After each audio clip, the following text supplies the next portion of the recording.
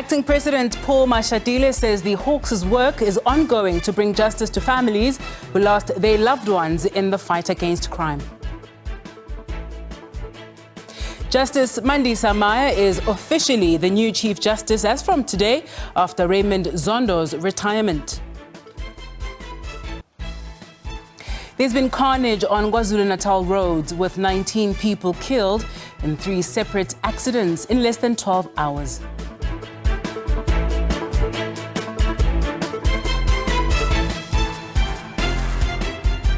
It's just gone 12 noon Central African time on the Sunday afternoon. Welcome to the week ahead. Coming to you live from our Auckland Park studios in Johannesburg. We're live to you on the SABC News Channel 404. I am Sebenzile Nkambule. If you would like to participate during the next 2 hours, do give us a ring to share your views. Our studio line is 011-714-0680, 0681 or 0682. Welcome.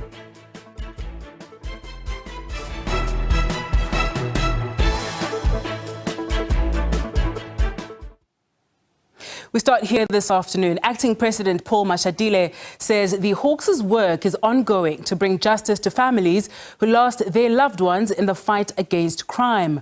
Mashad was leading the annual commemoration of 39 South African Police Services officers in Pretoria today.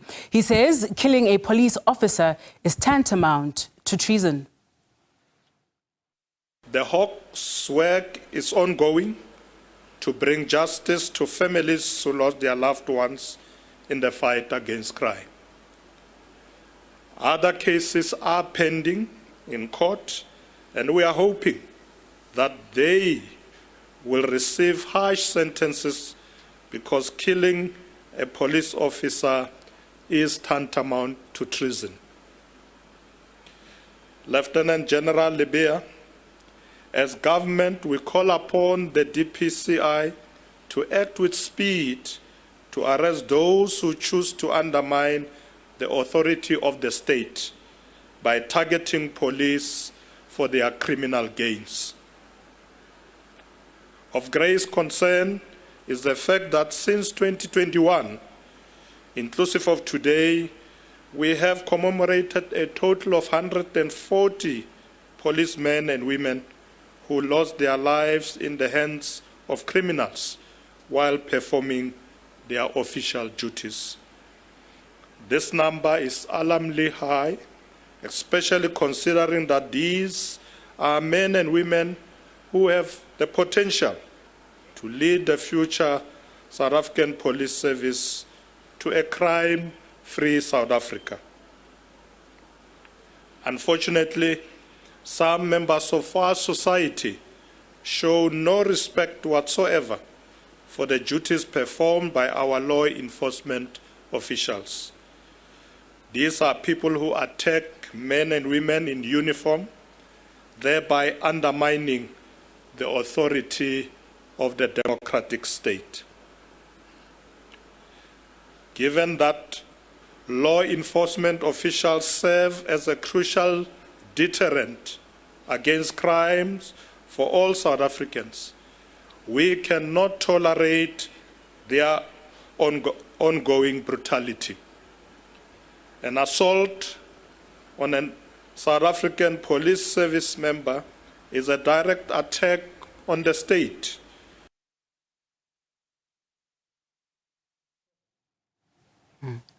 Former Chief Justice Raymond Zondo has officially bowed out from the Constitutional Court, leaving his Deputy Justice Mandisa Maya to take over effectively from today. As Mercedes Besant reports, Justice Maya is expected to remain at the helm of the Apex Court for the next 10 years.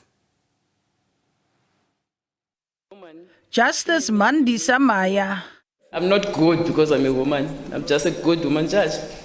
A former court interpreter, former prosecutor, an advocate and former High Court judge, Maya is described as a brilliant legal mind and a trailblazer by the Justice Ministry. As she rose through the judicial ranks, she was the first woman to become Deputy President of the Supreme Court of Appeal in 2015 and later was appointed as the first female president of the SCA after she was successfully interviewed in 2017. There is no shortage of magistrates who are judicial officers right at the coalface of disputes. There are women academics, and I think we have not tapped enough. 5 years later, she was one of 4 candidates interviewed for the position of Chief Justice in February 2022. One of the questions she faced related to distrust in the judiciary. As I said at the outset, Commissioner Singh, while the institution does execute its constitutional mandate, it's not perfect. So there are definitely things we are not doing right, which all of us around this table know.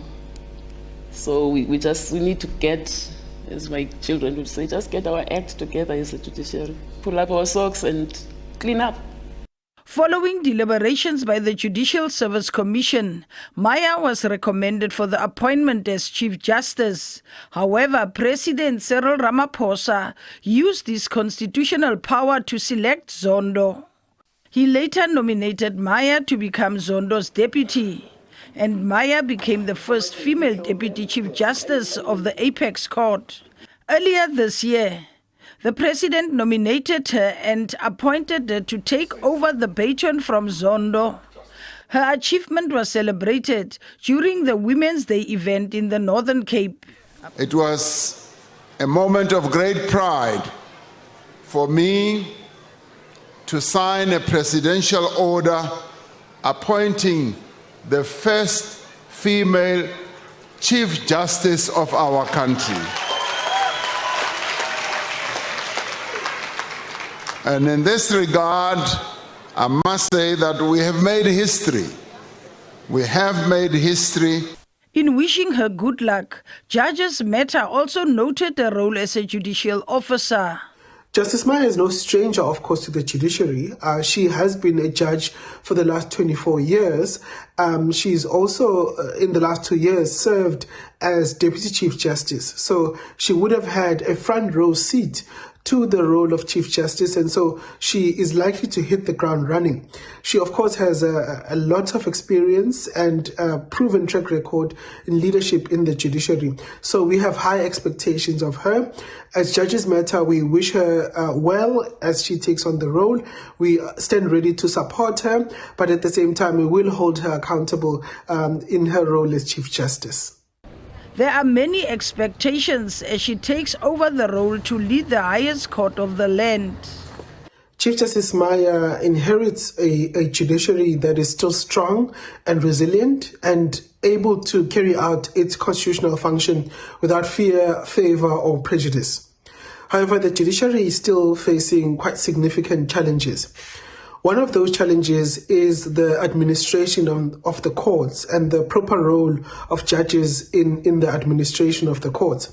This is something that in his 2-year tenure, Justice Zondo tried to resolve, and as of December, the Judges' Conference resolved that this is a priority issue that must be taken care of. In the last few days before his retirement, Justice Zondo indicated that it is something that he wasn't able to finalize, and in fact had been asking for meetings with the president to try and resolve it, but those meetings did not materialize. And so Justice Maya would have to take up the issue and provide leadership on the proper role and function of the judges when it comes to the administration of the courts. Meanwhile, 60-year-old Maya paid tribute to a 64-year-old predecessor during Zondo's recent farewell ceremony. I have no doubt that I speak for all our colleagues at the Constitutional Court and those who have worked with you in other courts when I say that I am sincerely grateful to have had the opportunity to work closely with you and learn from you. And thank you for supporting women in the judiciary and ensuring that they too get a chance at the driver's seat of the institution. In your short 2 years as Chief Justice, an institution that managed to have only one woman appointed as a judge president in 27 years suddenly gained 2 women judges president, more women deputy judges president, a woman deputy chief justice, and now in 2 weeks, a woman chief justice. These were Maya's parting words as she wished Zondo well in his new life away from the highest court. May this new chapter of your life bring you joy, relaxation, and time to chase your other passions free from the relentless demands of the judicial bench and tedium of administration. We will miss you, but it is time to go home to your dear wife, our sister Tem, and your children, who we all owe a huge debt of gratitude for selflessly sacrificing many years of their time with you to the nation. Siyabonga kakhulu bakwamthiyani. And as she takes over the reins from Bab Mtiani, Maya is now expected to lead the judiciary until her retirement at the age of 70 in March 2034, just a few months before her 12-year non-renewable term as a Constitutional Court Justice would end. Mercedes Besant, SABC News, Parliament. To this now, police are investigating the causes of 2 major crashes on KwaZulu-Natal roads yesterday. 11 people were killed and 3 seriously injured in a collision between 2 vehicles on the R622 in Muay Plaza, Greytown.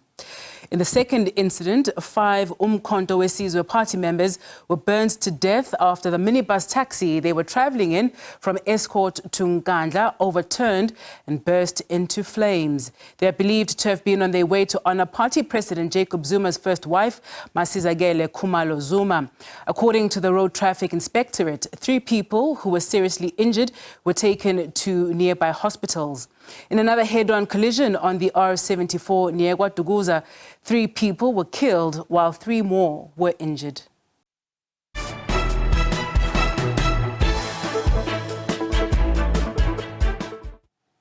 Thank you for staying with us. To this now, let's take a look at stories making headlines in Sunday papers this afternoon. And joining us to talk through some of these headlines is Mzwandile Kati, who is the editor for Caxton Local Media's Soweto Urban Newspapers. Thank you very much for joining us this afternoon, Mzwandile. Let's start with the Sunday Times this afternoon. They leading with Ramaphosa faces battle in the ANC over fate of state companies. This particular story looking at the intention to form a holding company, a state-owned holding company that will oversee SOEs. Yes, good morning. That is one of the stories that is making headlines this Sunday. So that proclamation that was signed by the president was, in fact, following up on the resolution of the ANC to have a holding company that should oversee state-owned enterprises. But now the thing is, there's been some differences in terms of how these things would go about happening, because now if you look at how it's going to happen is that it's sort of like consolidate power under the minister in the presidency for monitoring and evaluation. So there has been some concern to an extent that even opposition political parties or GNU members like the DA say no, they need to, or they can even go to court to oppose this because of some concerns that they have. So it will be interesting to see how it will go about as the week starts. Will they pursue these differences, oppose it in court, and how will the outcomes be? And also, once this thing has been completed, it also will be interesting to see how SOEs will function, because we've seen in the past few years, many of them had to ask for bailouts from government. So we don't know if maybe this will help, because even now, some of them are not in financially good standing. Obviously, an issue as well that emerged from that Zondo Commission of Inquiry into state capture. But there are members of parliament of the ANC saying that the president needs to stick to a resolution from the ANC conference in 2022, saying that these SOEs must be controlled by line departments. Yes, exactly. That's where differences come from, because some see it as a first step in towards privatization of these state-owned enterprises, because once the whole thing has been completed, private investors will also be allowed to have a contribution or to make some sort of a contribution. And some factions in the ANC and also in Parliament and non-governmental organizations as well see that as some form of privatization, which they are highly opposed to. Let's move on now to the Sunday Tribune. The headline we're looking at there is "We may lose power completely," says top ANC man. That, of course, is referring to ANC leader in the province there, Bheki Mtolo, SG in the province. They're saying that any split within the party right now will, in fact, will effectively hand power over to the DA, but also reflecting on how the party in that province is not prepared to work with the likes of the EFF. Yes, so this has been an issue for the ANC in KZN, or not just in KZN, actually, nationally. Remember, after the 2019 election and that NASDAQ conference in 2017, they spoke of renewal. So the renewal project, which has not been, if I may put it this way, has not been going well ever since, has also been hit hard by the emergence of the MK party and also the Zuma factor, as we have seen in KZN.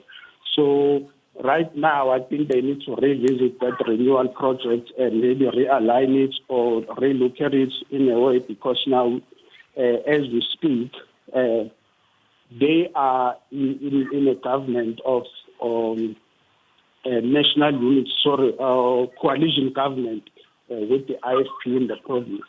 And you'll never know what the MK party is up to in the background, and it's not a comfortable position for them. And with Mr. Mtolo even going as far as blaming the former president, saying no, he created confusion within the voters, saying he's still the member of the ANC, but he's voting for another party and all those things. There was a sort of ANC of Cyril Ramaphosa and all those things. So I think the renewal project, it's part of that renewal project, which has been affected by the Zuma factor and the MK party factor. So they need to relook at that. And it's going to be interesting to see how they will emerge after come out of this, especially in KZN. And yes, there has been a task team set up to go and intervene, a team of elders and other former leaders in the province. Yeah. But as long as the MK is still there, it will take, I don't know what it will take for them to come out of this, because really what he's saying they might be losing power. Sure. It's something that might happen. Yeah. The Tribune there also with a wonderful image of the triumphant Springboks after a nail biter yesterday against New Zealand. Let's take a look at the City Press now as well. They're leading with South Africa's worst municipal manager. A story here about one Lloyd Lioko, who is municipal manager of the Ratlo municipality, which is just outside Mahikeng, who spent almost R1 million on laptops. The story also looks at how Lioko may not be the most qualified individual for this role, and they also take a look at what seems to be poor matric results, and then of course focusing on the AG, who reported here that this municipality received the 6th consecutive disclaimer audit opinion. Well, yes, metric might be an issue, but I don't think it's the bigger issue in this context, because I think here you have to look at the whole procurement process in the municipality, government and management of the whole system, because now it makes you wonder how many stories. Yes, this one made it to the front page, but how many stories of inflated prices or something like this that didn't make it to the front pages? There's been a lot of such stories, and we get to hear about them towards the elections or after the Auditor General releases these reports. So I think, I don't know, there needs to be some sort of an intervention into these things, because it's not a matter of maybe the municipal manager was handling this thing alone. There's also government or municipal officials who are involved in these things. When prices are inflated like this, because in one of the articles, they even made an example to say one laptop cost 37,000, for example, in the shop, but they paid 70-something thousand, which is almost double the amount. So which means when people want to eat, they go as far as they can go. There's no shame. We've had a few years ago, there was one entrepreneur who was paid 43,000 for serviettes for a government event. So these things have been happening, but it seems like there's no agency in sorting them out. Or maybe lifestyle audits need to be done to these municipal officials, including managers and politicians as well, because the corruption doesn't end with politicians, if you look at these instances, even administrators and other officials. So it's a serious issue that needs some sort of intervention. I don't know, from national government, or I don't know. Right, let's wrap it up with the Sunday World this afternoon, and we're just taking a look at one of those headlines there: no money to bury farm murder victims. That horrific story of two women who were brutally murdered in Limpopo, and their bodies were then fed to pigs. One of those women was a Zimbabwean national pig farmer, Zakaria Johannes Olifir and Adrian Rudolph, as well as one William Musora, who worked on the farm, appeared in the Mankweng Magistrates Court on Friday and applied for bail there. Hey, very sad story, that's one. One of the victims, the one from South Africa, is being buried today, and there was that issue of the family not having enough money for the funeral. Of course, you would expect that the people were killed while they were eating through expired food near that farm, allegedly. So it's something that was expected, and unfortunately, one of the persons is being buried with some intervention from other parties as well. So, but what is also the thing here is that, yes, the perpetrators or the alleged perpetrators have been arrested, and so what also becomes the problem is that if the case keeps being postponed, or maybe something happens, or there's not enough drama, you find that even the media loses interest in the case, and you end up not knowing what happened or if justice was served. Because it's one of those cases where everyone wants to see if justice is going to be served in this case. So I hope even the media can follow the case, even if it keeps getting postponed, so that at the end of the day, or at the end of the trial, South Africa and even Zimbabweans who are in South Africa, or everyone who is involved, can see it's okay, justice was served, and there's closure. Horrific story indeed. Mzwandile, we'll park it there this afternoon. Let me thank you very much for joining us. That was Mzwandile Kati, who is the editor for Caxton Local Media's Soweto Urban Newspapers. And that's where we leave it for our Sunday afternoon newspapers. Do stay with us here on The Week Ahead. We have more for you on the other side of this.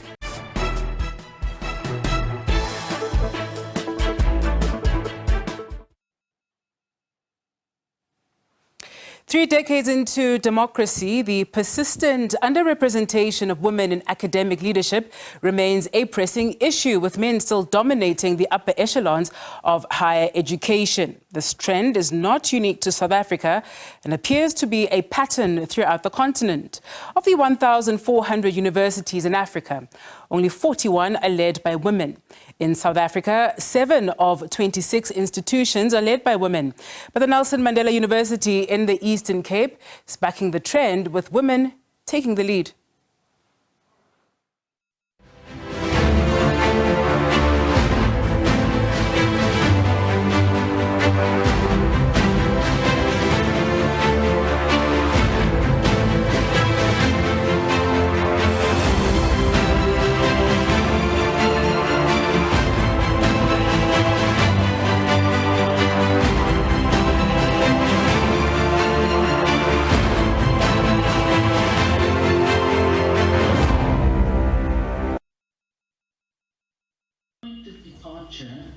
Gender transformation gains have been made over the years in African higher education, but it is still small steps only. Since the dawn of democracy in 1994, South Africa has seen 20 women vice-chancellors.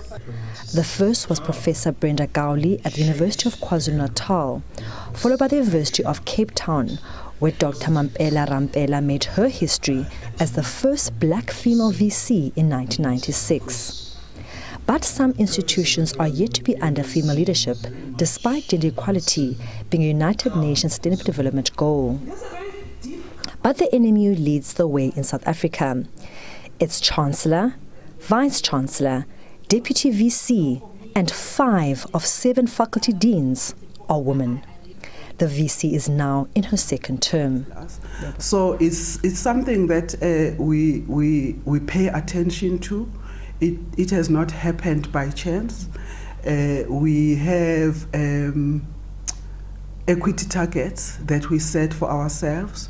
And then, of course, that requires courage, because you would find that at any given time, there are fewer women applicants, but we try by all means that when we select, we look at the whole cohort and then pick the best that our nation can provide in the academy.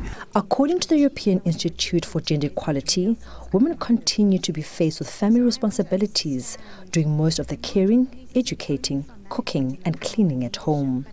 A stumbling block for career-orientated women. But the gender gap is shrinking. Funding is another huge impairment to women rising in the academic world. In the academy, persons that are in more junior ranks have got more obligations for teaching. It takes longer for them to build a research profile. It is changing because of all the interventions that we try as universities to take advantage of to focus on growing women as leaders. But my view is that the intersection of reproductive roles and formal roles hold women back behind men to a certain extent. Motwa leads with grace, making of femininity part of her leadership style, a trait embraced by those under her leadership. The Dean of Health Sciences, Professor Zukiswa Zingela, was recently chosen as a 2024 Distinguished Woman Researcher at the South African Women in Science Awards. This award, as much as it is an individual recognition, but for me, it means a lot to women in general in science. And that is because, first of all, it recognizes the important part that women play in science. Secondly, it also acts as a source of inspiration so that women out there who are busy doing what they're doing in their own corners can also, be assured that the work that they're doing does get recognition over time. And, it can then inspire not only them, but others who are thinking of coming into this field, or also others who may think that they may be interested, but are not sure whether women have a part to play in science or not. So for me, it's mostly about inspiring others. The Deputy VC at NMU is taking empowerment further, drawing more women into science, technology, engineering and mathematics education. Dr. Muki Muweng translated her own education experience into a set of progressive goals for her students. I view leadership as a woman is to lead as a woman and not try to be a man in your leadership, because with it brings that caring in it, that humility, but also with courage. So in 2024, it's very complicated and complex because you have to juggle all the balls of being a wife, of being a mother, of being a leader in an institution, and also a leader in higher education in general. The women leaders of NMU wear different hats with multiple responsibilities, but they unite in their goal to represent women authentically with excellence. Lerato Fekisi, SABC News, Gqeberha.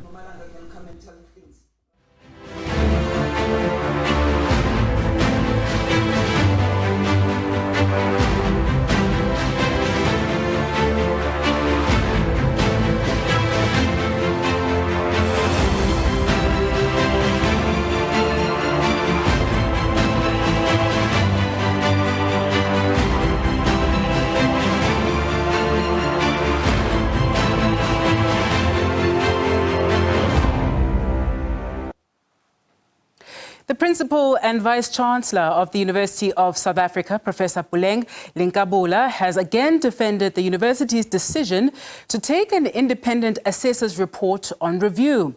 Linkabula also refuted allegations that she's terrorizing senior staff members. Earlier this month, former UNISA Registrar, Professor Stuart Motata, spoke to the SABC and alleged that Linkabula was purging senior staff members. Motata also alleged that the Vice-Chancellor was running UNISA as her personal fiefdom, ignoring professional advice and only surrounding herself with people who did not question her actions.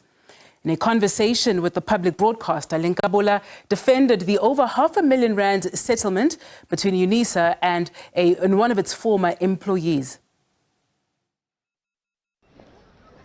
The University of South Africa is the largest long-distance higher learning institution on the continent.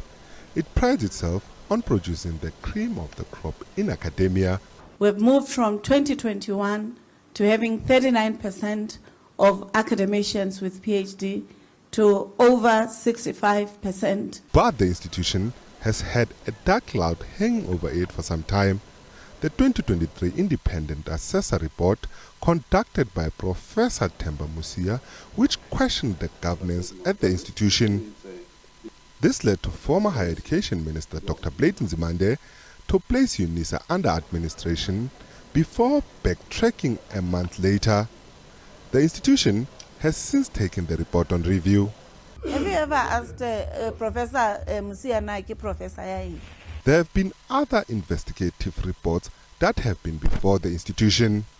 Early this month, former Registrar of UNISA Professor Stuart Motata accused the VC of purging senior staff members. They will suspend you. No director was suspended, sat at home, and the contract even ended while he was sitting there. Motata alleged that he became a target after he challenged Linkabula. He was accused of harassment by a former employee of the institution, charges that were allegedly concocted by the VC. They gave her, I think, more than $500,000, it's about 502,000 rands.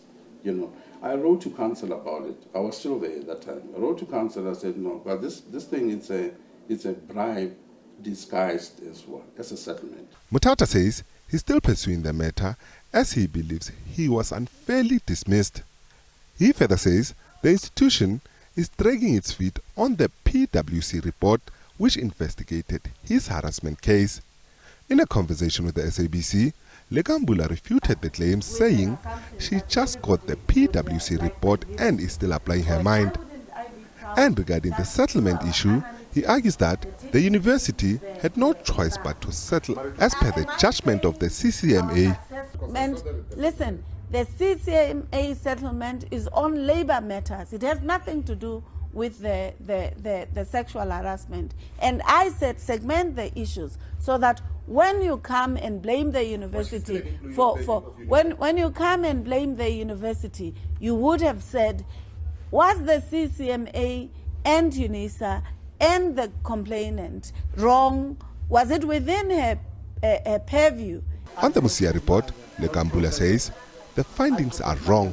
The report is not representing the true facts of the performance, of the financials, of the quality of the professorate, of the developments, even of my leadership.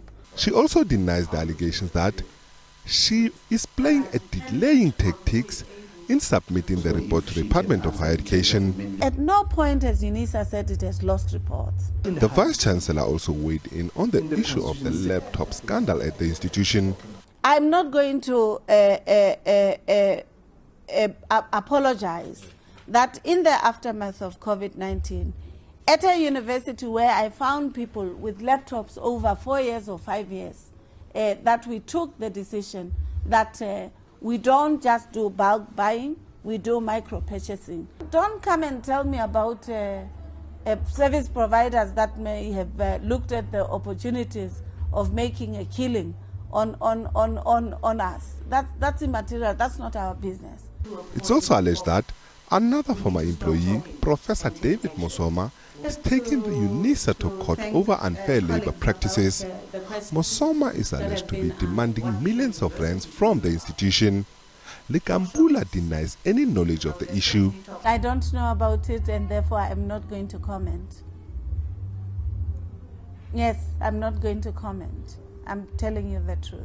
I don't know about it, and I'm not going to comment. Mtantla Katlani, SABC News, Johannesburg.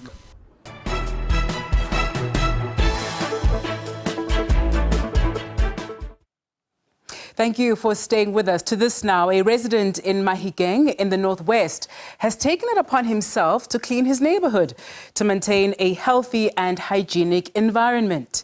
He says he took the initiative after seeing that the town's dirty state had seemingly become a norm. Determined to make a difference, he launched a waste collection business, which has not only kept the town clean, but it's also created employment. 30-year-old Kopano Mabele significantly impacting the community positively through his waste collection business, Clean It Up, launched in 2019. Mabele says after relocating to Mahikeng in 2019, he was troubled by the streets that were full of litter. That inspired him to start the business with the aim of tackling the waste town management challenges. Every Tuesday, Mabele and his team collect refuse from houses in several villages which are not serviced by the Mahikeng local municipality, this to ensure that the environment is clean and healthy. My business, as it operates, we target mostly low-income areas whereby the municipality does not really work there, where the services are really needed. So we have our price ranges as we go with the clients. There are prices for pensioners, working class, and for apartments and people with businesses. So so far as we have grown, our plan is to actually cover more areas outside Mahikeng because they need those services, and then to further even expand into other communities just away from Mahikeng. Clean It Up selfless commitment to the community has not gone unnoticed. One of the residents benefiting from their services has praised the initiative.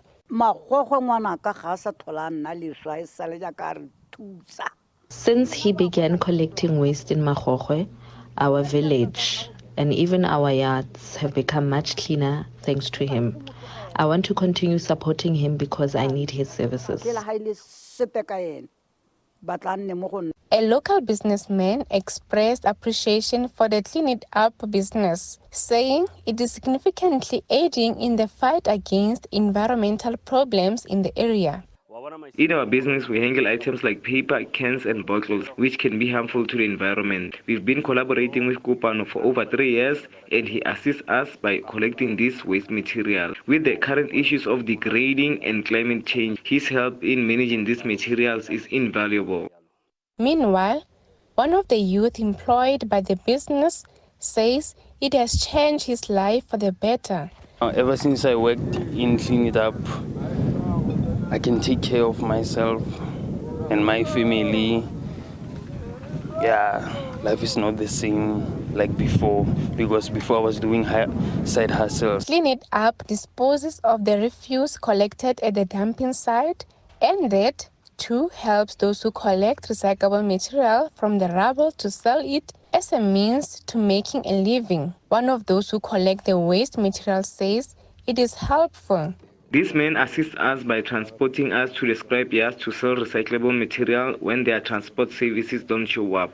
Mabele says Clean It Up has prospects of expanding and offering its services to more communities. Solofelo Mohami, SABC News, Mahikeng.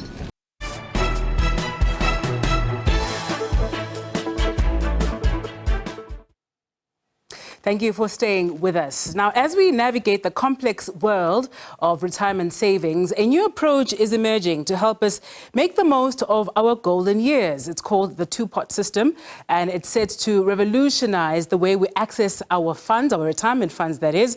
But what exactly is it, and how will it impact your financial future?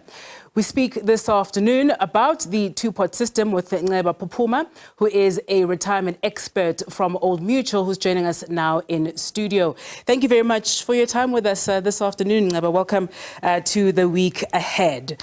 Thank you. What exactly is this two-pot system solving for? This is a big change in the retirement industry in South Africa, one of the biggest change. There's two major problems that this law is solving for. The first problem is short-term. So we see workers in South Africa, or South Africans in general, are under financial distress. Yeah.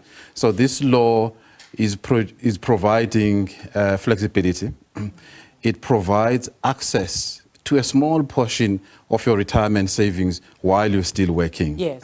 So instead of workers and South Africans to go to places like loan sharks to address financial emergencies, so this law allows workers to access a small portion of their savings for financial relief. That is the first purpose, and it is short-term in nature. The second purpose, which is, I think, in my view, is the most important purpose of this new law, is to improve retirement outcomes of South Africans. So the bigger portion of your retirement savings is going to be preserved, forced preserved for your retirement, so that when you retire, you have enough capital to provide income that will last you for the rest of your life. Currently, the situation in South Africa, the stats show that around 5% of working South Africans who belong to retirement funds will retire comfortable and maintain their standard of living. So, 5%, it means that out of 20 people that belong to retirement funds, only one of those workers will be able to maintain their standard of living when they retire.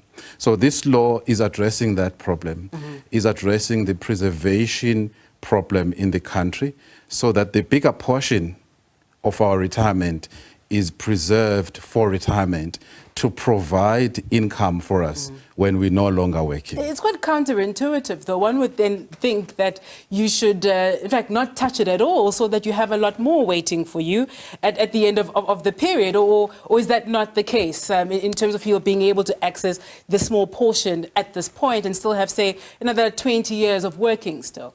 Yeah, so the biggest problem we face in the country is that the laws that we're applying before 1st of September is that workers in South Africa, the law allowed workers, when they change jobs, they can actually cash in their retirement fund. So we found that over the years, when people resign and change jobs, instead of preserving their retirement savings, they actually take 100% of that amount and they cash in instead of preserving in a preservation fund or retirement annuity.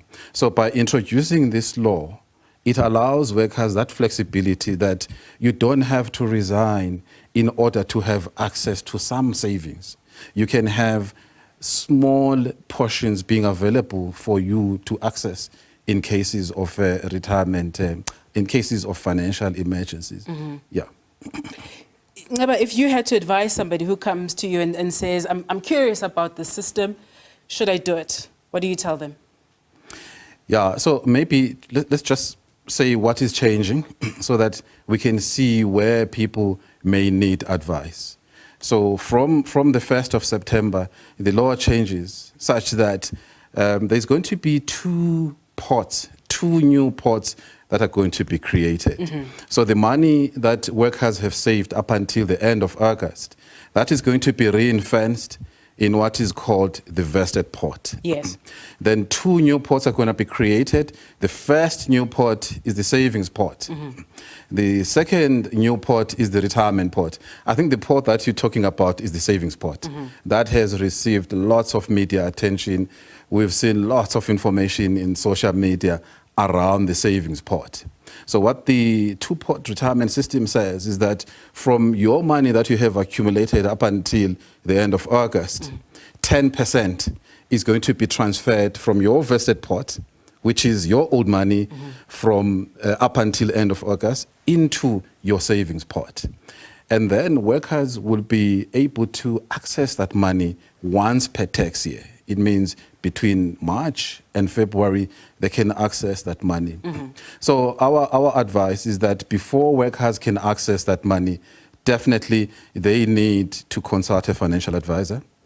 And the money must be accessed. The withdrawal must be made from the savings pot when there is financial emergencies, when there is no other savings that workers can access, because this money is your retirement savings money. This is going to be your lump sum at retirement. Yeah. So workers need to think carefully about that if you access it now, if you withdraw, as you are allowed to withdraw it once per tax year, understand that you are actually accessing your future in advance. You are actually impacting what will become available for you when you retire as a cash lump sum. Let's talk about tax implications as well, that this isn't money you're just going to get as is. The taxman also wants their share. And maybe let's also speak about people who are already in arrears with SARS as well, that the taxman will have first dibs on that money if you haven't, of course, made a plan to settle whatever debt you have with them. Yeah, most definitely. We need to talk about tax. That is what we need workers to know as this big change comes in. This withdrawal from the savings pot is going to be taxed, definitely. It is going to be taxed using the marginal tax rate that the workers as an individual. So this is the tax rate that workers are familiar with. This is the tax rate used when your salary is being taxed every month. So when workers withdraw from the savings pot, the marginal tax rate will be used. It depends on how much you earn. I think starting from 18% if you earn less than 20,000 per month. And then if you are in a higher bracket, it goes up to 26% and so on. So the principle of this marginal tax rate is that the higher you earn, the more tax you will pay based on your marginal tax rate. Yes, this is a much more harsh tax regime than when you retain, when you preserve your benefit for retirement. Because at retirement, that lump sum, when you retire, is going to be taxed at a much friendly tax rate. Right. And you're going to get 550 tax-free. Now, what we are encouraging workers to do right now, before they approach funds, is to make sure that their tax affairs are in order with SARS. Make sure that you make an arrangement in case you have a debt owing to SARS. Otherwise, according to the process, is that administrators will apply for a tax directive from SARS. And if there is any amount owing SARS, SARS will first deduct their tax, the tax that is due based on marginal rate. SARS also will consider deducting that debt that is owing if the worker has not made the arrangement with SARS to pay that debt. We're also not talking about hundreds and hundreds of thousands of rands here, regardless of how big somebody's savings pot might be. You've been working for a very long time. There's also a cap there as well, and I suppose that's also to make it manageable. But if somebody is withdrawing every year, it can in fact increase to actually be a sizable amount that they withdraw from their savings pot at least. Yeah, no, definitely, most definitely. We spoke briefly about what will happen, the 10% that is going to be transferred from your vested pot as an opening balance into the savings pot. So that is called seeding. So let's say, for example, that 10%, the law says it must be kept at 30,000 initially. That's going to be a once-off transfer. So if, for example, in your fund, as at the end of August, you have 400,000, 10% of 400,000 is 40,000, but we're not going to transfer 40,000 into your savings pot. It's going to be capped at 30,000 according to the regulations. So that's going to be transferred into your savings pot. And I think another thing that members must understand is that there is no use it or lose it principle. That money, we advise that it must remain invested until retirement. And workers must consider withdrawing it in cases of financial emergencies. Yes, so even the following year, as we know that from the 1st of September, new contributions are going to be split into two parts. So a third of your contributions are going to be allocated into this savings pot. This is the pot that has an opening balance of 10%, capped at 30,000. So a third of contributions are going to go into that pot. 2/3 of the contributions are going to go into the retirement pot. And the rules are saying that the third that is allocated in your savings pot, including this seeding capital, this is going to be your lump sum at retirement. So workers need to look at it in a long term, that they want to preserve this money so that when they retire, they have a much bigger capital to draw.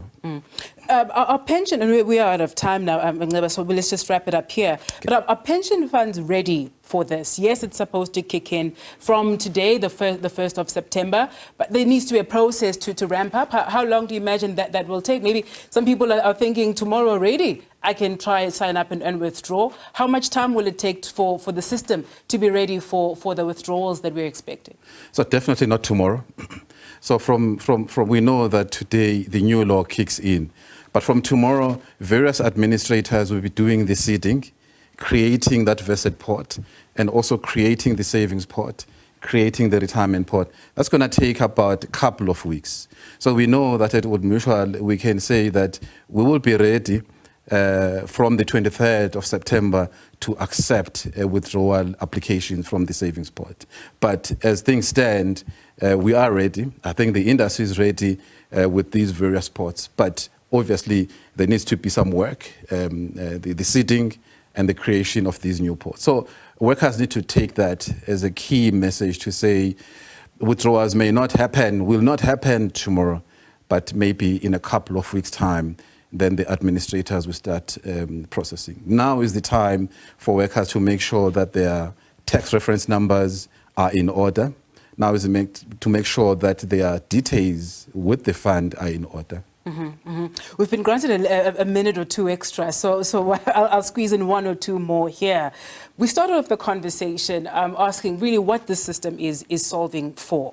If people find themselves in a situation where they feel that this is their only option, that they don't have alternatives to try and meet whatever need that they may have, does it not really highlight a bigger problem that we have in society, right? That people are stretched to the point where even after you've made contributions towards your retirement, you can't even put a little bit away that you can access freely without needing to tap into essentially your future plan, which prevents you from being a burden on the state when you can no longer work.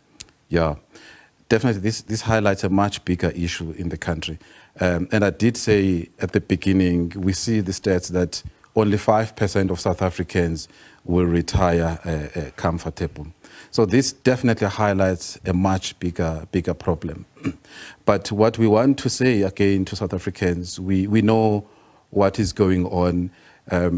Old Mutual has done a survey, savings and monitor that we do every year. In that, it revealed that 37% of working South Africans are under financial distress. So we know that this access to a small portion of the savings pot is going to provide relief to many working South Africans. So we understand that because of the high numbers of South Africans that are under financial distress. But at the same time, we see the value of the balance, that the bigger portion, the retirement pot, is not going to be accessible. So the bigger portion of your fund is going to be force preserved for you so that when you retire, you are able to get income and maintain the standard of living that you've had before retirement. Okay, well, let's see. Do you anticipate a lot of people are going to want to take this up, or do you think maybe more people will be circumspect and think maybe not? Yeah, we anticipate that initially there might be lots of queries, there might be lots of members asking the options available to them. And queries are good. It means you want information. You want to know what's happening. Yeah. And what we want to advise workers is to say, before you take that step and access your savings pot, please consult a financial advisor so that you understand the costs. We've just spoken about the tax that is levied at marginal tax rate. Administrators are going to charge an administration fee ranging from 100 Rand to 600 Rand. So workers need to know these things.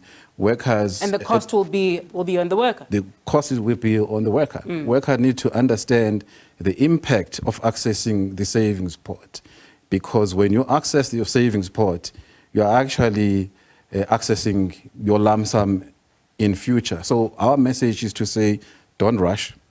There is no use it or lose it principle. You don't have to go now and withdraw money from your savings pot just because the law allows it. Let's access it when we have real financial emergencies, and also ideally after we have consulted a registered professional financial advisor, and then we are able to make informed decisions. Let's park it there this afternoon. Let me thank you very much for your time with us. Joining us in studio, that was Ngeba Pupuma, who is a retirement expert from Old Mutual. As, of course, we look to understand what will this new two-pot system, which kicks in as of today, and, of course, the administrators need, of course, to ramp up to make sure that they're ready for this, what it will hold. Thank you very much for joining us this afternoon. To this now, the Zion Christian Church, the ZCC, is holding its September conference for the New Year consecration at its headquarters in Moria, Limpopo. This event marks a return after a 4-year break due to the COVID-19 pandemic. For more on this, let's join SABC News reporter Lutendo Bobodi, who will be monitoring traffic flow as pilgrims disperse. Thank you very much for your time with us this afternoon, Lutendo. You've been covering, of course, the proceedings there. What are we looking at there? I mean, it's been a 4-year hiatus. I imagine there'd be quite a lot of excitement as well, as people haven't done this in a while. But how many people, or do you have a sense at least of the numbers that we've seen over the weekend, the congregants at this pilgrimage? Good afternoon.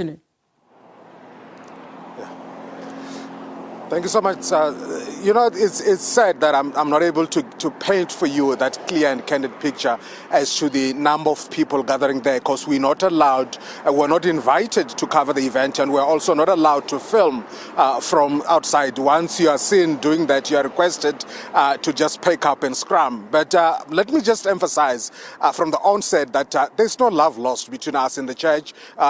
We respect that decision, and it's not just us, it's media in general. They always invite us in, especially when they are government officials coming in or visiting the church. But this time around, they decided otherwise, and we respect that. But of course, twice we drove past the church, and judging by the number of buses that are parked there, you can say that if that is anything to go by, then there are thousands and thousands of people gathering there. You could, like you said, you talk about excitement over the last few days. The members of the church showed some enthusiasm and excitement. The fact that they are going back to church to gather after a long time. And it's not just them. Also, there is other people who are benefiting, like business people who are making a whole lot of money, or they're making a killing at this time, especially those that are selling on the streets, and of course transport people, so on and so forth and stuff like that. Were there any reasons proffered, Lutendo, about why it is that you weren't invited in? Of course, every private organization can make their own rules and so on, but is it unusual or abnormal this year for some reason? Well, I wouldn't say it's unusual or abnormal, because sometimes we get invited to the church, but this time around they didn't invite us. There's no specific reasons that I personally know of why the media have not been invited to cover the event. But like I said, they always invite us in, especially when there's government officials coming through to visit. We are always there, but not today. And we really appreciate the fact that they've taken that decision. All right, so I suppose not much action, really, that you got to see there, Lutendo. Are we then expecting some movement as well as congregants begin to disperse and travel home?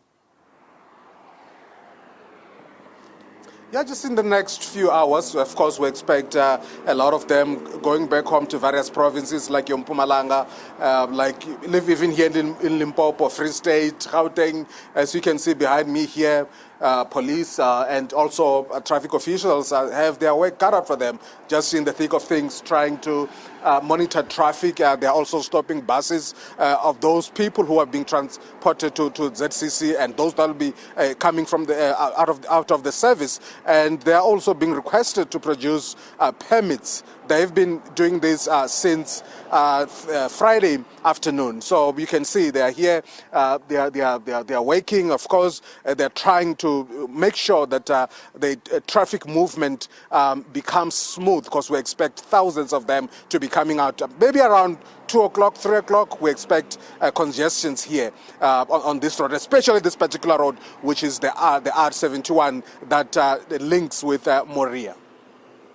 Lutendo Bobodi, thank you very much for joining us this afternoon. SABC News reporter.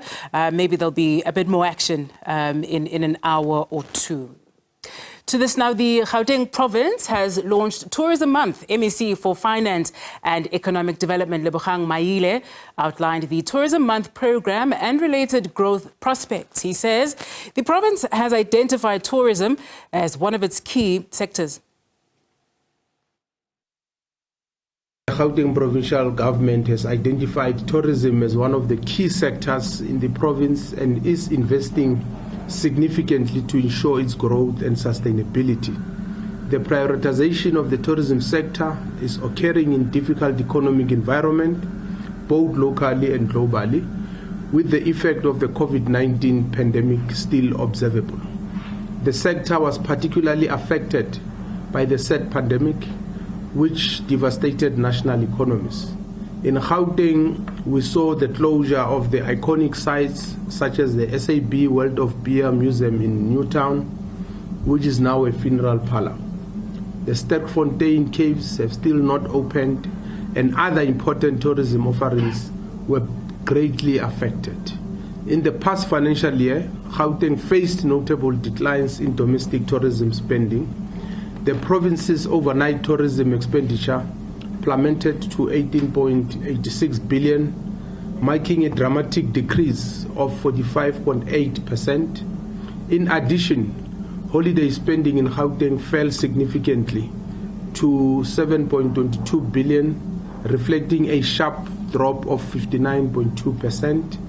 The substantial decreases in Gauteng's tourism expenditure underscores a critical need for targeted strategies to invigorate overnight and holiday tourism in the province.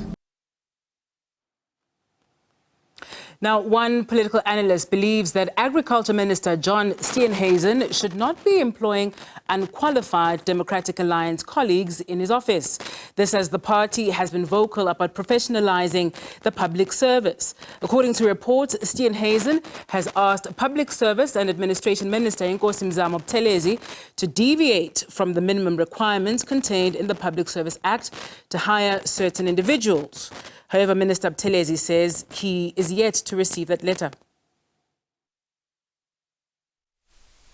The DA has always advocated for the professionalization of the public service to such an extent that it has listed it in its manifesto. But Agriculture Minister John Steenhuisen has raised eyebrows with his recent request to the Minister of Public Service and Administration, Nkosi Mzamo Buthelezi, to a deviation of the minimum requirements of candidates for appointments in his office. However, one expert says the party should practice what it preaches. What I was just now said is that I do think that he should not continue with this. He's trying, but he's doing it in a way, in a legal matter way of approaching the minister. He doesn't do it without the knowledge of anyone else and behind the backs of people. But given their, as you say, given their approach that they have followed, the course that they have made for the professionalization of the public sector in general, that this is something which they should refrain from doing or not have done. But that I fully agree, that they should rather than look for other persons who do qualify in terms of their qualifications as well as their experience. Godza has cautioned that the court of public opinion might judge Steenhuisen harshly on this matter. But I think because most people won't know the details of this, they will conclude that this is a way in which the DA wants to give positions for persons from within the DA. It is therefore a type of a preferential treatment that they will receive, and that will be against what the DA has always propagated in the past, that it must be open processes, that it must not be for persons coming from their own parties, and therefore that it must be a fair selection process based on merits and all the qualifications that's required. So I think the public perception will therefore be critical of what he's doing. Meanwhile, the Minister of Public Service and Administration says he cannot comment on something he has not seen. And attempts were made to reach out to Minister Steenhuisen's office and the DA with little success. Natasha Piri, SABC News, Johannesburg. The Mbombela operating company says it is prioritizing the safety of its customers outside Gautrain stations where tensions with e-hailing drivers often rise. Mbombela CEO Ntabiseng Kubega adds that this remains a major challenge despite the success of the Gautrain since 2010. The Mbombela operating company says its security contingent makes up a quarter of its total workforce. This is a security measure it had to take in order to ensure that Gautrain users are safe at all times. The measures include teams that work overnight to safeguard the infrastructure. But the company says while it has measures in place for the safety of the commuter inside Gautrain stations, but ensuring the same safety outside the stations is a worrying concern. The issue for us is what happens outside of the stations, which we can only do so much. And that's our main concern. And that we try to deal with. We've got a lot of engagements with other stakeholders, SAPS, security companies in the areas around which we are operating. We've got task teams that actually meet on a regular basis with our security team to look at what more needs to be done to support each other, to deal with some of the incidents that are happening outside that could still be impacting our passengers. Kubega says there's constant engagement with stakeholders to see what can be done with e-hailing. The service becomes the casualty when there's tensions between meter taxi drivers and e-hailing services. This results in drivers not wanting to pick up passengers from Gautrain stations and therefore posing danger to them. It is a real issue. It's a current issue that we are dealing with. The least that we can do is to try and see how much we are able to extend the support of the gas that we have for our passengers. But beyond that, it really requires a complete kind of multifunctional team that can support with that. We are there to support, but there's a lot of help that is required from the police and overall security entities around the areas where we are operating. The Gautrain service has often been criticized for being too expensive and exclusionary, particularly in a country where most people are unemployed or are in low-income households. Kubega says their integrated model seeks to bridge that gap. When we talk about the Gautrain, we start moving beyond just about the train itself, but the integrated multimodal system that it is, because it does have more than just the trains. The trains, the buses, is the midi-buses. And we see the midi-buses actually being quite affordable for a number of people. We've got the Marlborough station that seems to be the most busiest out of all of them. So I think that it's a balance as well, again, to say affording, is it only for the working class? Can someone that is not employed use it? Maybe not the case, but what was the intention? And if you look at that intention, is it still balancing out the benefits of using the Gautrain system than getting on the car and using your own car or using 5 taxis to get to your destination? It still may work out to be less. Kubega says the service was hit hard by the effects of the COVID-19 pandemic, where most people lost jobs and others began to work from home. She says the service has since recovered to reasonable levels and passengers are mostly using the Gautrain because of the safety aspect, especially in a crime-ridden province. Diabo Seto, SABC News, Johannesburg.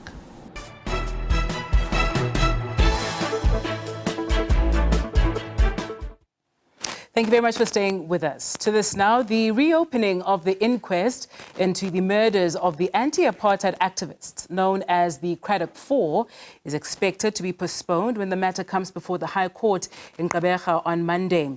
This is due to lawyers of the former police and army witnesses saying they had too little time to prepare and were not able to secure state funding for their clients.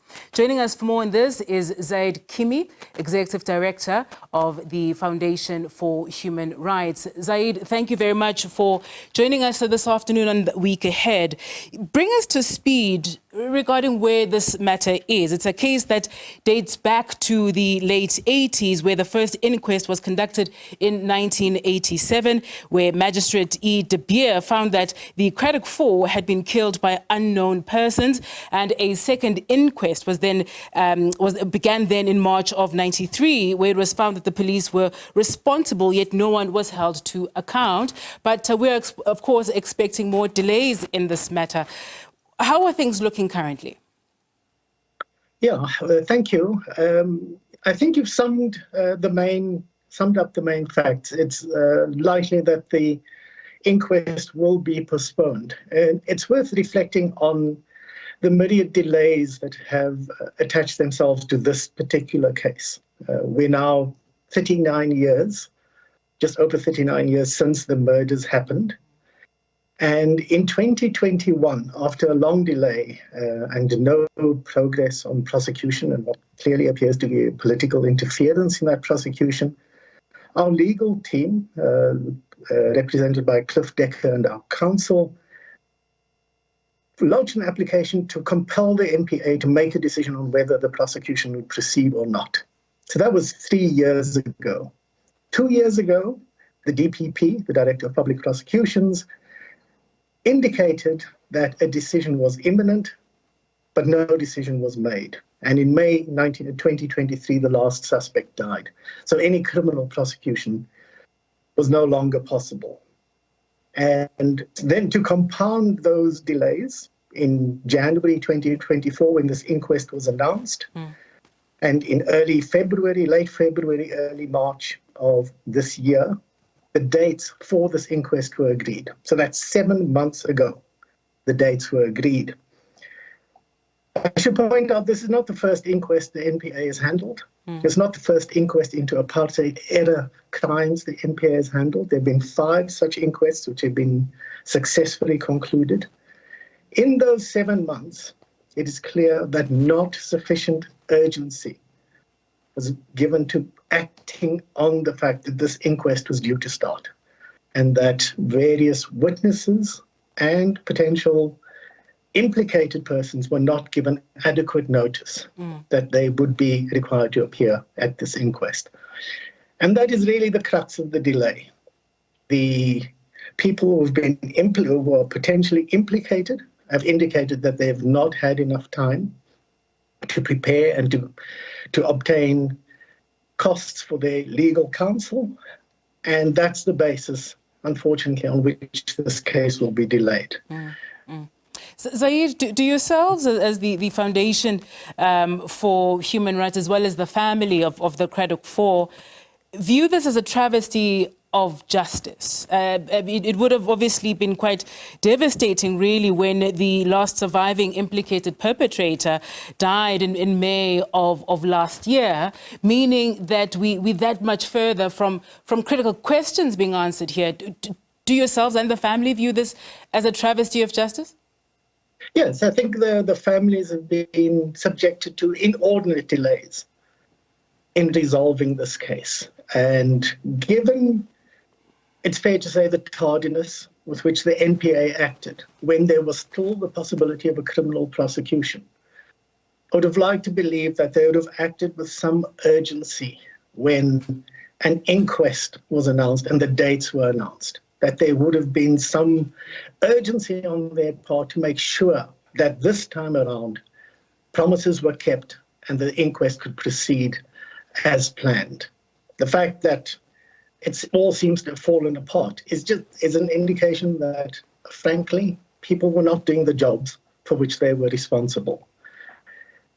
As I've said, 7 months is perfectly adequate time in which to have prepared, in which to have identified the witnesses, alerted them that they would be required to testify, and to give them the necessary assistance to obtain cost for their legal counsel. It's clear, the precedent is clear that where former SADF and South African Police Service members are implicated in these crimes, they have the right to have their legal costs covered by the state. That question has been litigated and settled. So if everyone had acted promptly, we would not be experiencing a delay, and the families would not be subjected to yet further delays. They have a legitimate right to expect that their case be resolved speedily and that the NPA acts with sufficient vigor to ensure that, in this case, we are not even talking about a criminal prosecution. We're just talking about an inquest. And I would like to believe that the people responsible would have taken all actions necessary to ensure that the case could have proceeded, but it clearly will not. It almost seems as though we've it's become the norm for us to say how slow the wheels of justice turn, that there's often a backlog and so on. Surely it's unacceptable. I mean, is this indicative of perhaps a justice system that doesn't take in particular apartheid crimes and gross human rights violations that transpired many years ago, that perhaps it's not high up on the priority list? Or might there be perhaps deeper systemic issues and failures within the system that are leading to these sort of delays and, in fact, are affecting the broader justice system in its entirety?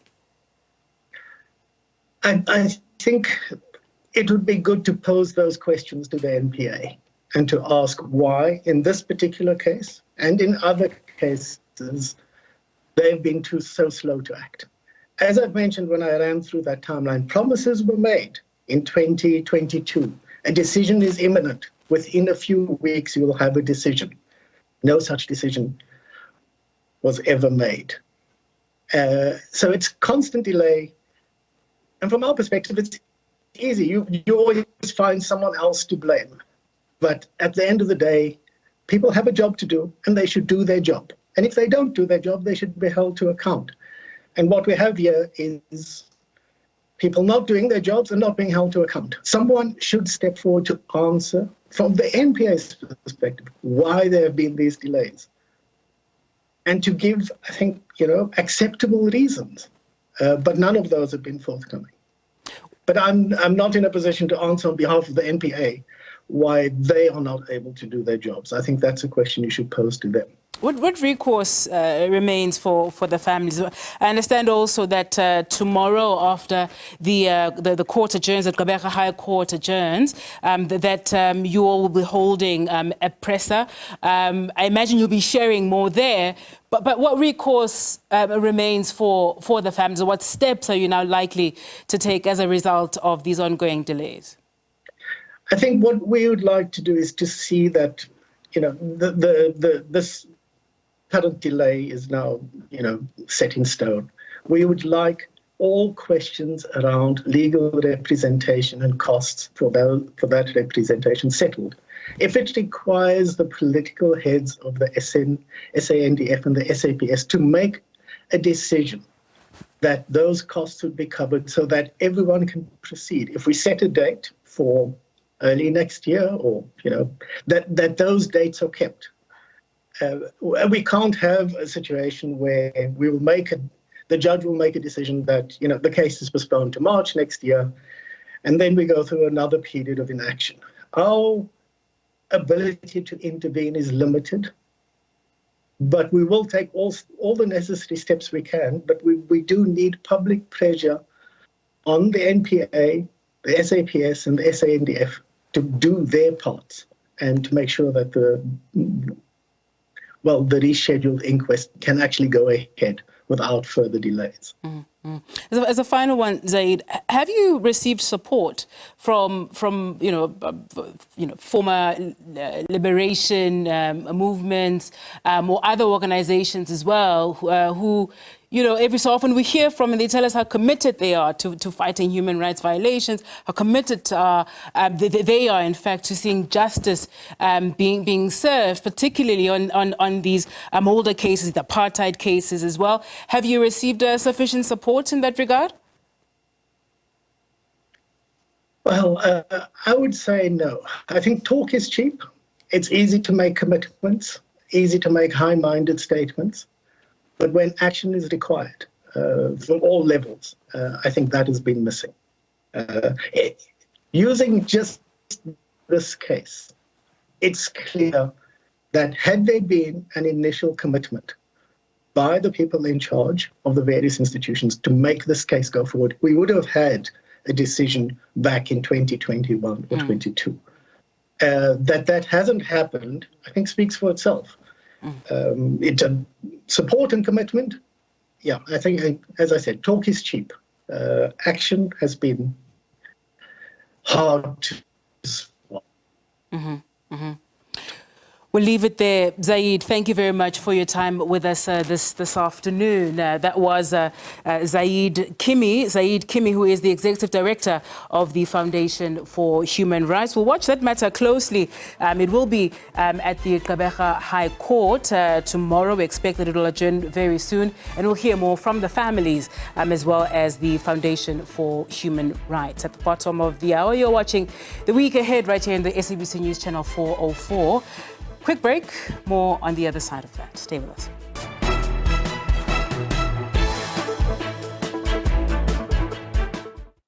Thank you for staying with us. To this now, the families of 2 police officers who were killed in the line of duty have described today's SABC commemoration as a reminder of the dangers their loved ones faced. 39 police officers are being remembered at the annual SABC commemoration at the Union Buildings in Pretoria. All the police officers died between April last year and March of this year. This is a very sad day for me, because it brings all the memory back. I lost my husband on the 8th of June due to they were investigating another case in Mamelodi, Pinas Refill. Then unfortunately he was the one who got shot. Excuse, Mama, can you just talk us through the emotions, how you felt at that moment, knowing your husband, is an officer protecting us and the nation, and this unfortunately had to happen? It was a very bad day because I remember they came into my workplace to exchange the car because where they were going, they said the big cars, they one managed to go inside. So they came to my workplace to exchange the cars. So lucky, I'm not sure if I was lucky or what. I went outside, I was going to bathroom, and then I saw him. That means I was seeing him for the last time. Because after some few hours, then the police officer came to my workplace just to tell me that he is no more. And how's life been for you and your family since then? I don't know, Nana, it's painful. You can see I'm still young, and my kids are still young. How many kids do you have? 2. And does it bring you a bit of comfort knowing that his name will be engraved here? Yeah, I'm very much proud of him. He died a hero. He died fighting for a crime. That thing, it will live with me until my last breath. China, thank you so much, and I'm so sorry for your loss. Okay, let's take this conversation to SABC Mazibuko. Now in Mam Johanna, you've also lost a loved one. What were the circumstances around that? Kwakunzima kakhulu kona ukwamukela ukuthi akasekho emhlabeni ngoba wayekade esuka kumina wafika wazongibheka emini, and emva kwa 2 hours ngizwa kuthiwa washona emva kwa 2 hours esuka kumina, so kwaba nzima kakhulu ukwamukela lokho. Kodwa uzizwa kanjani ukuthi namhlanje at least the whole nation as well as his other colleagues bayomkhumbula yena? Kona kubuhlungu kodwa futhi kuyangijabulisa ukuthi washonele endaweni ekade ethanda kakhulu ngoba umuntu kade ewulwela umphakathi kakhulu la hlala khona, namanje kusakhalwa ngaye ngoba umuntu osebenzayo, mevuka ekseni ngisho off duty avuka ekseni ahambe ogada umphakathi ukuthi ugibelile kahle, wafika kahle emsebenzini, nantambama mama ubuya kwabamnyama nje uyaphuma ahambe ogada abantu emgaqweni. What can you say to South Africans? I mean, we've heard SABC has called on the broader society to ensure the police killings actually stop. When ungathini emphakathini khona manje? Emphakathini ngathi awuyeke umphakathi ukusebenzisana nezigebengu kakhulu ngoba umphakathi izigebengu bayifihla ngoba egcina kosuku izigebengu zizalwa yithini. siyayifihla umuntu sithi sazi ukuthi umuntu uyahlukumeza wenza kanje kanjanje kodwa simfihla amaphoyisa mesenza umsebenzi wawo siqale thina futhi siwablame ukuthi bayenzelani lento ekubeni sazi kahle ukuthi thina esilahlekelwa ama-family members kunzima kuthina esilahlekela bezama ukuvikela bona futhi labo bantu abagcina befihla ama-criminals. One of the two women whose decomposed remains were allegedly fed to pigs on a farm out in Polokwane in Limpopo will be laid to rest this morning. 45-year-old Maria Mashad will be buried in Kotishing village. She was shot and killed at the farm 2 weeks ago. Mashad and a Zimbabwean national were killed while collecting food at a dumping site on the farm. Earlier, SABC News reporter Katla Khonyoni spoke to EFF chairperson in Limpopo, Lawrence Mapolo. You've just addressed the mourners and you mentioned that incidents of this nature should not be really taking place, especially in the month of August, which celebrates women. It's a gruesome incident that happened in this area of Kotishing, and we are here at the funeral of Mama Mashad, and the pain is very much unbearable for the children and the family, not only for the children, the family and relatives, but for the entire Africa. We are angry for what happened in that area.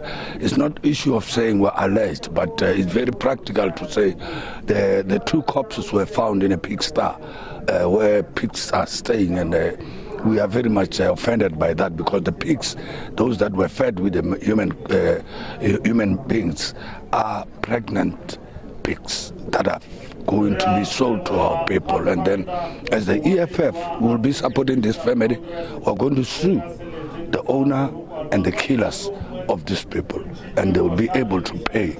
Not only that, we're going to expropriate the land. We're going to expropriate that farm, because the law allows us to go and expropriate the land so that the children of these families can benefit from that farm.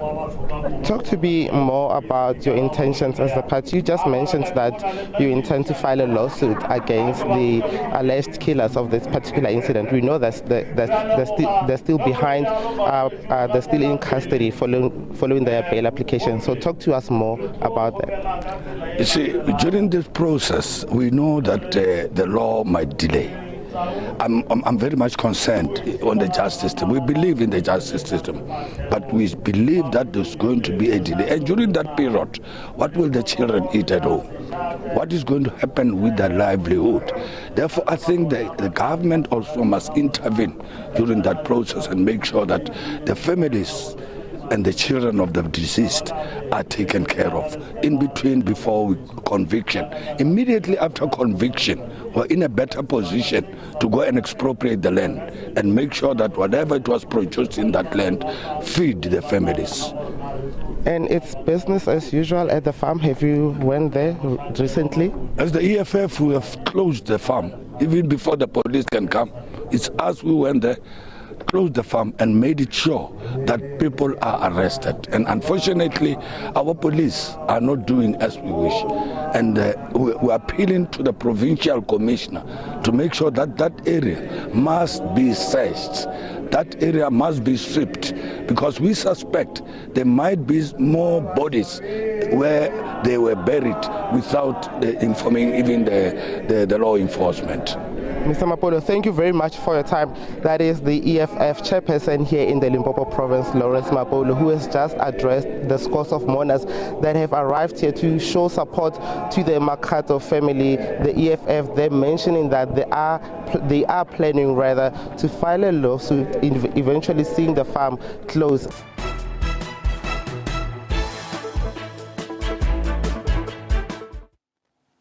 Thank you for staying with us.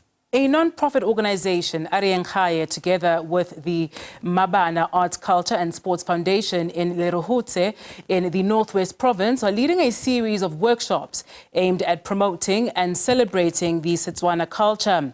The workshops are part of the organization's build-up activities ahead of their main Heritage Day celebrations. The event is expected to showcase the Setswana language and culture through various activities, including drama, arts, music, and fashion shows. Young aspiring talents from various rural areas of Ramotsirimoilwe local municipality attended a workshop to learn more about cultural arts. These workshops aim to encourage young people to preserve their language and learn about their roots. We will be concentrating on different styles of traditional dance in Setswana, namely Setapa, Hosana, Huru, and amongst others. So basically, besides only just doing the traditional dance, we want to give the participants more knowledge in terms of Setswana content. What we saw as Arenkhai that's important is basically to try and preserve Setswana culture, our origins, and our heritage. Some participants say it's important to learn more about culture. I decided to join the traditional dance group so that I can succeed in life. Reason being for me interested in doing traditional dance, it's because it's my culture and yeah, it's interesting. Meanwhile, Mabanali Huruti says it has programs that allow the youth to learn and participate in cultural activities. Our main focus right now is to get those kids out of the street. You have realized that we have lots of boys involved in nyaupes and in different kinds of drugs. So we are trying to get them off the street and to come and join the activities of Mabana. The country is expected to celebrate Heritage Day on the 24th of September by showcasing the nation's diverse culture and heritage. Zebulon Maine, SABC News, Lihurutsi.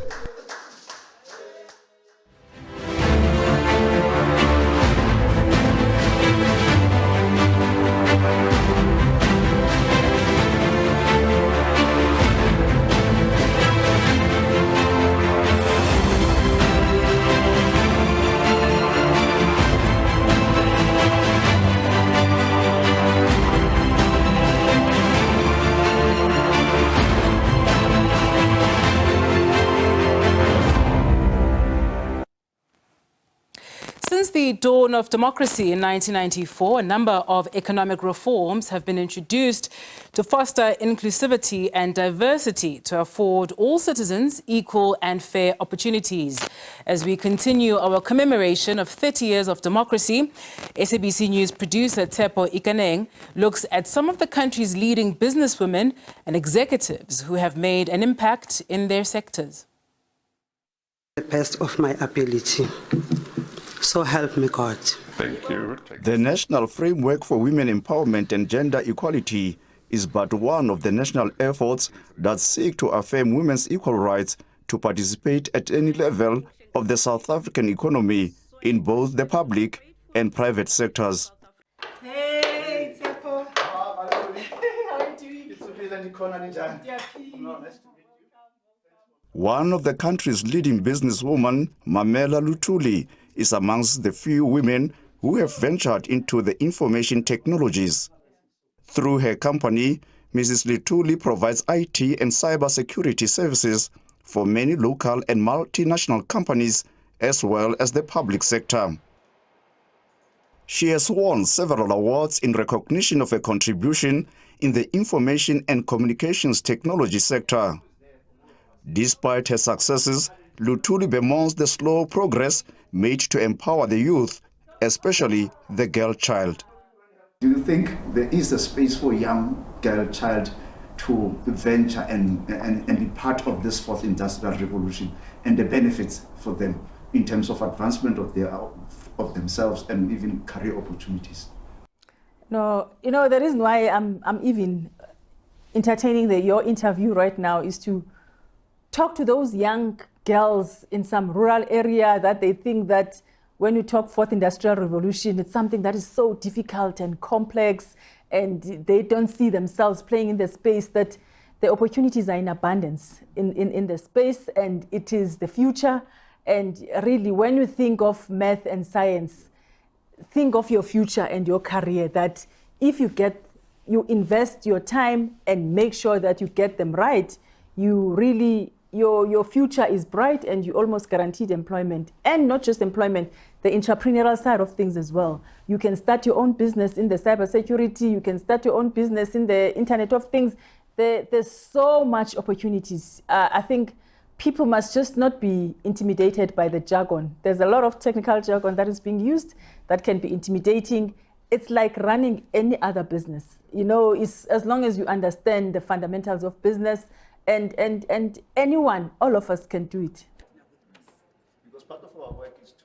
Cindy Siwe Sanewe is another woman trailblazer, making waves within the maritime sector.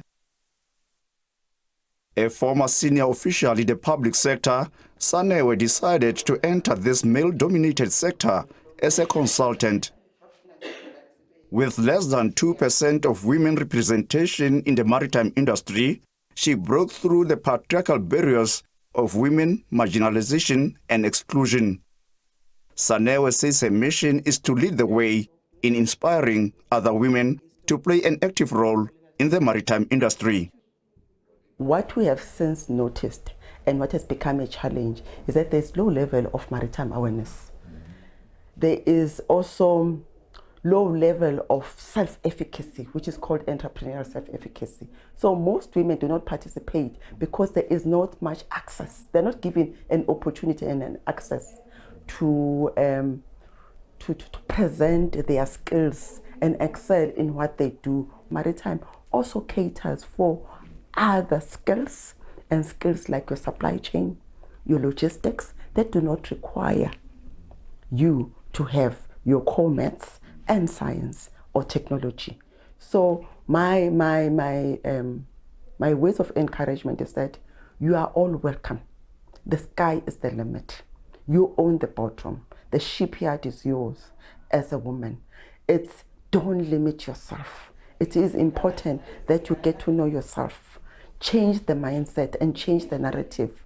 You are here to create your own world. The power is within yourself. They always say the power is in your hands, but I always say it's within you. You have the power to change yourself. You have the ability. I'm from the rural areas. I grew up at the location.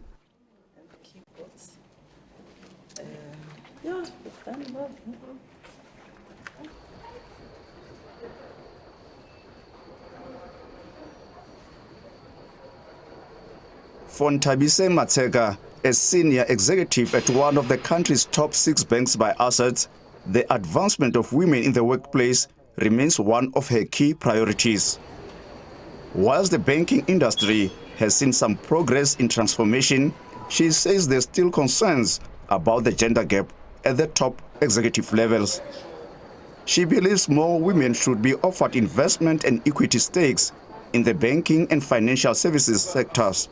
A lot more still needs to be done, because I think it's a much more broader issue that takes into account not just women existing in the workplace, but that they're given equitable chances for development, for training, for the right kind of experiential learning and exposure, and to come to the table as value-creating partners in any business. So definitely something that still has a lot more work that needs to be done, but the trajectory is really, really encouraging. As we build marketing activity and work as well, to become an advocate in that room to ensure that women are not represented in a way that's very stereotypical, but that it truly, truly reflects where we are now as a society. So having that composition of women in the team really helps, not just from, you know, the kind of equity, diversity and inclusion targets or whatever that we may have as a business, but it actually makes good business in terms of the diversity of thinking that is brought into the work that we do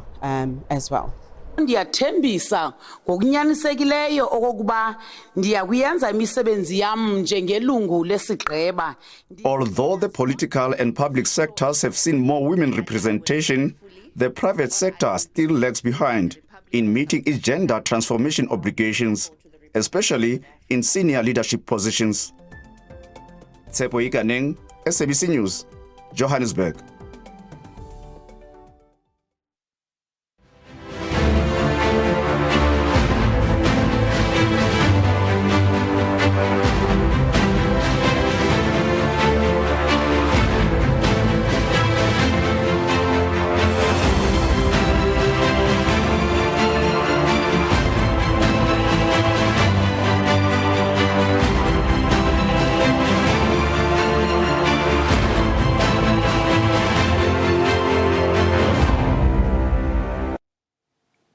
African heads of state and government will have to push for balanced trade between China and Africa at the upcoming Forum on China-Africa Cooperation Summit in Beijing from the 4th to the 6th of September. The summit comes at a time when several countries on the continent are experiencing difficulties in servicing their debt. The African Development Bank Group estimates that Africa's total external debt, which stood at $1.12 trillion in 2022, had risen to $1.152 trillion by the end of last year. Our Sophie Mokwena compiled this report. According to the Chinese ambassador to South Africa, since the launch of this forum, trade between South Africa and China has grown, exceeding targets. However, there has been criticism that trade is skewed in favor of China, an issue that the summit will have to grapple with. I will try my best to attract more Chinese companies to consider investing in South Africa. So especially focused on the manufacture. Because labor-intensive manufacturing job is important maybe for South Africa. The concerns South Africans and Africans have is that much as we have these resources and raw material, we tend to export them as they are. We don't industrialize, as you pointed out. How is China hoping to help? Let's move to Africa in general, help Africa to industrialize and build strong manufacturing. Actually, as a Chinese government, we always emphasized and told to Chinese company, they must try their best to, do some value-added program or projects in Africa. But it's not easy. It depends on the economic viability. However, in recent years, I already see some positive signal. South African President Cyril Ramaphosa is expected to meet his Chinese counterpart, President Xi Jinping, ahead of the summit. China is South Africa's largest trading partner, and South Africa is China's biggest trading partner in Africa. We've discussed the need to narrow the trade deficit between South Africa and China, and that one of the ways to do so is by ensuring greater market access for value-added South African goods that can be exported to the Chinese market. Building on existing cooperation, we should step up synergy of development strategies, work to implement the 9 programs of FOCAC and the 10-year strategic program on cooperation between our two countries. This forum was established in 2000 following a request by African countries seeking greater coordination between the continent and China. Meetings are held every 3 years, and over decades, the forum has evolved into a key framework for dialogue and collaboration between China and Africa. Sophie Mokwena, SABC News, Beijing, China. And that was the week ahead. Thank you very much for joining us. Do enjoy the rest of your Sunday afternoon, but stay tuned to SABC News Channel 404 as the news continues at the top of the hour. From myself, Sebenzile Nkambule, and the crew from Studio 11, take care.